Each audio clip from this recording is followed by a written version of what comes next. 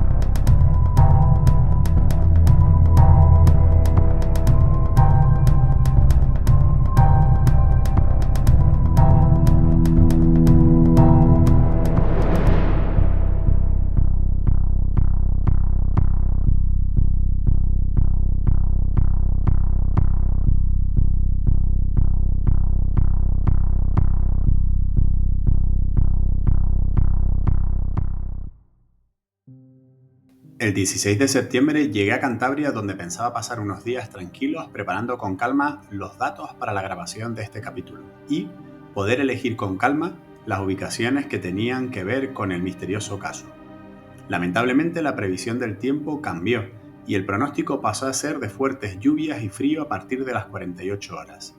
Esto me obligó a tener que acelerar la grabación de exteriores, para lo cual, y en primer lugar, me reuní con Edu Pesquera, periodista de referencia en la zona y director de Ifomo News, el informativo digital de referencia en Cantabria. Edu había cubierto el caso de Alejandro desde sus inicios en mayo de 2020 y hasta el hallazgo de sus restos en marzo de 2023. De hecho, fue invitado a Horizonte para hablar del suceso ese mismo año. Tras varias horas de reunión y muchos mapas en pantalla impresos con las ubicaciones que Edu me facilitó, me dispuse a grabar en 2 días cada una de las ubicaciones importantes de este caso. Como supisteis a través de mi Instagram, no fue cosa fácil, pues las carreteras de montaña no estaban adaptadas a mi motocicleta y llegué a correr algún riesgo menor en el recorrido. Por suerte no pasó nada grave y en 2 días pude tener material más que suficiente para recrearos y relataros ahora este inquietante caso.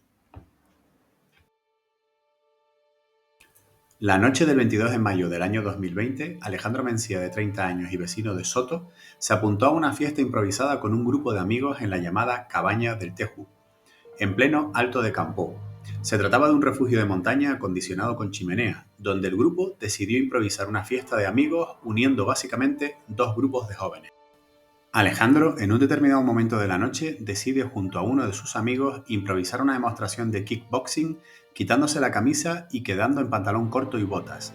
Al terminar, los 2 jóvenes deciden bajar al cercano río para quitarse el barro de encima, pues se habían manchado durante la exhibición de artes marciales. Tras bajar hasta el cauce del río, su compañero le dice a Alejandro que va a remontar más el curso, pues apenas había agua en la zona del cauce donde se encontraban. Pasado un rato, el amigo de Alejandro regresa a la fiesta y se sorprende de que aún no había aparecido este. Unas 12 horas más tarde, y tras comprobar sus amigos que tampoco había regresado a su casa en Soto por su propio pie, dan la voz de alarma al 112 y comienzan a organizarse las batidas de búsqueda. Al día siguiente a la desaparición, las botas viejas que calzaba Alejandro aparecen en el llamado Alto del Cepelludo, una ladera opuesta a donde se encontraba la cabaña donde los jóvenes habían celebrado la fiesta. El talón de una de ellas se encontraba muy roto y las mismas desabrochadas, por lo que la Guardia Civil en su momento estimó que el propio Alejandro podría habérselas quitado. Al parecer eran unas botas viejas de su tío y no le eran cómodas para caminar grandes distancias. A pesar de las incansables búsquedas y batidas de amigos, voluntarios, familiares y profesionales, no se consiguió dar en meses con el paradero de Alejandro Mencía. Pasaron los días, luego las semanas y finalmente los meses, y el 23 de marzo de 2023, unos montañeros encuentran unos restos óseos claramente humanos en el monte de la Canalona, en la misma cordillera, pero muy alejado de la zona de desaparición de Alejandro. Al cabo de unas semanas, el ADN confirma que se trataba del propio Alejandro. ¿Qué fue lo que le ocurrió a Alejandro Mencía? La hipótesis policial de la que hemos podido saber por fuentes directas es que Alejandro pudo haberse desorientado por la niebla, especialmente debido a que, al remontar el cauce del río, la cabaña se pierde de vista completamente. Desubicado, caminó en dirección contraria al lugar de la fiesta, llegando a sentirse tremendamente incómodo por las botas no adecuadas que llevaba. Con el paso de las horas y la llegada de la madrugada, las temperaturas tuvieron que descender brutalmente, y no parece descabellado pensar en que la hipotermia acelerada por el miedo de la situación hiciera mella en el joven Alejandro. La desaparición y muerte de Alejandro Mencía siguen siendo uno de los misterios más importantes ocurridos en Cantabria. Existen otras desapariciones también inquietantes que no han dejado de preocupar a los habitantes de esta comunidad autónoma. Por ejemplo, Roberto, desaparecido en el año 2019 de 49 años de Tanos, y cuyo coche apareció a kilómetros de distancia del último lugar en el que había sido visto con vida. También, por ejemplo, el caso de Martín, hermano de un disc-jockey y youtuber conocido de Cantabria, que desapareció en las costas de Santander y del que tampoco se sabe nada a fecha de hoy. Un joven de apenas 23 años y una desaparición bastante reciente, 2022.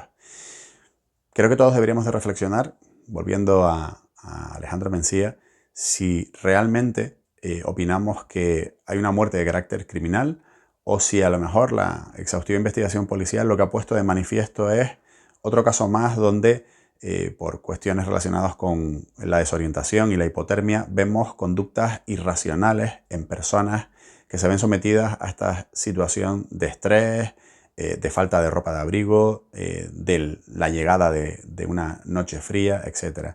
A mí me ha recordado mucho el caso del paso Diatlov, donde 8 estudiantes en la antigua Unión Soviética también tuvieron comportamientos de lo más ilógicos cuando pudieron haber sido atacados por algún tipo de animal en mitad de la nieve.